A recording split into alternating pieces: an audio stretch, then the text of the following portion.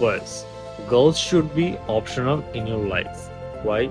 Because you have to build yourself first. Then তোমাকে যেটা করতে হবে, অ্যাটেনশন সিকার হওয়া যাবে না। মেয়েদের অ্যাটেনশন সিকের কথা বলতেছি। Don't chase for girls.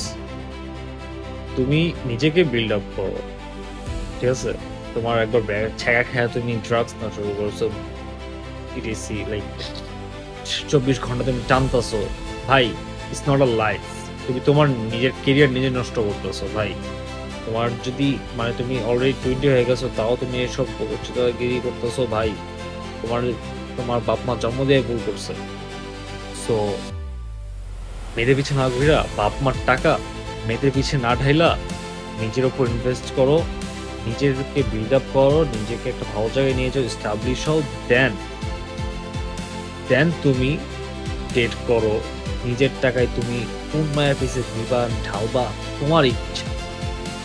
But বাপ মার টাকা আরেক মায়ের পিছু উড়ায়া তুমি ফ্লেক্স করো না, আর নিজের কেরিয়ার বরবাদ করতেছো।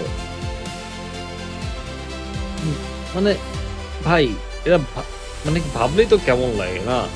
আমার তো ভাবলেই কেমন লাগে। আমি আমার বাপ মার টাকা আরেক মায়ের পিছে ফুলাইতেছি, ফ্লেক্স করতেছি, আমি অনেক রিচ। ভাই, এটা কি?